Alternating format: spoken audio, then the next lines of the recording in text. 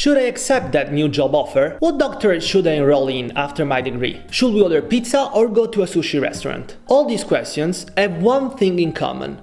They are important and difficult decisions that all of us, in one way or another, will face in our lifetime. If you have ever wondered how you can get better at making decisions, you are in the right place. In this video, we'll talk about what we believe are the 5 best books on decision making available. Hello, I'm Luca and this is School of Thinking, the channel in which you will find ideas and tools that will teach you how to think better. The first and most obvious choice in our list is Thinking Fast and Slow by Daniel Kahneman, the first psychologist to be awarded a Nobel Prize in Economics. This extraordinary bestseller was published in 2011 and popularized topics such as behavioral economics and the studies on biases and heuristics Kahneman conducted with longtime colleague Amon Tversky, who died prematurely at the age of 59. Kahneman discusses basic questions like: how do we decide? Why do we make wrong decisions?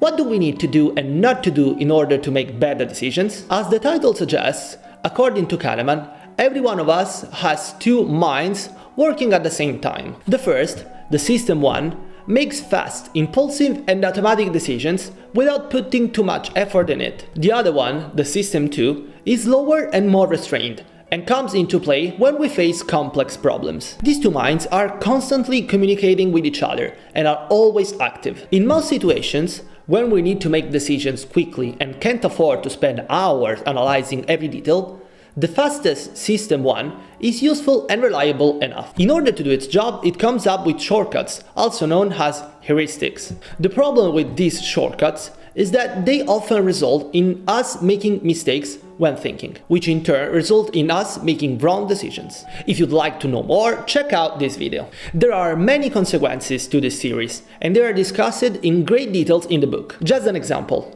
For years, researchers in the field of decision making thought humans are rational beings who make decisions trying to get the most of what they want. However, through a series of brilliant experiments, Kahneman and Tversky found out that reality is quite different. More often than not, we make decisions out of fear of losing something we already have, rather than in hope of getting something we like. This phenomenon, known as loss aversion, takes place because we use our present situation, our comfort zone, as a reference, and for this reason we are more afraid to lose something than we are eager to get something more. In conclusion, if we had to toss a coin with the risk of losing all our money if it's tails, or of tripling if it's heads, we will probably be terrified of losing everything, and we will refuse to play in the first place. The second book is Predictably Irrational by Dan Ariely. It's another bestseller, published a couple of years before Thinking Fast and Slow. Like Kahneman, Ariely analyzes common traps in human logic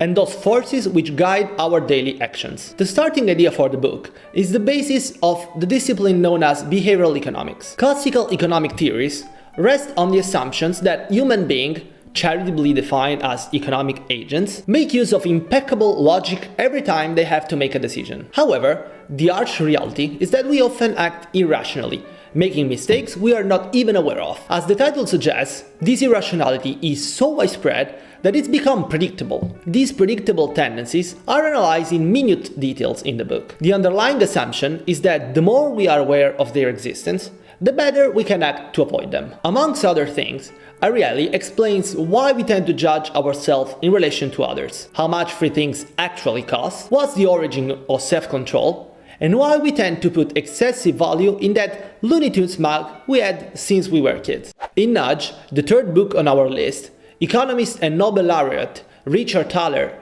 and law professor Cass Sunstein examine the idea that the way choices are planned and structured can nudge us towards specific decisions. It's the most political book on our list, though it is so in a brilliant and less than predictable way. The starting idea for the book is that the decisions we make every day happen in specific contexts. What do we need to buy at the supermarket? What do we order at the restaurant? What film are we going to watch on Netflix tonight? When we make these choices, we are not aware of a fundamental aspect, that is, how strongly we are influenced by the way in which they are presented to us. Would we eat fever sweets if the supermarket didn't stock them by the cashier's deck? Would we eat that specific sandwich if the restaurant menu didn't have in a flashy box with a client's favorite written above it? If Netflix didn't push that list with the most popular films and TV series?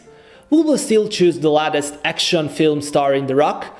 Or will we watch a nice romantic comedy? To answer these questions, the book starts from three central ideas. The first is the nudge theory. When a restaurant is putting that flashy box on a specific dish, it's gently nudging us toward that choice. Many experiments, as well as our own wallet, confirm the efficacy of this nudge. The second is libertarian paternalism, a superficially paradoxical idea purporting to unite freedom of choice with a certain level of positive restriction. According to the authors, by implementing this idea, it's possible to respect people's freedom of choice, whilst at the same time helping them in making better decisions for them and for everyone else. The third idea is choice architecture.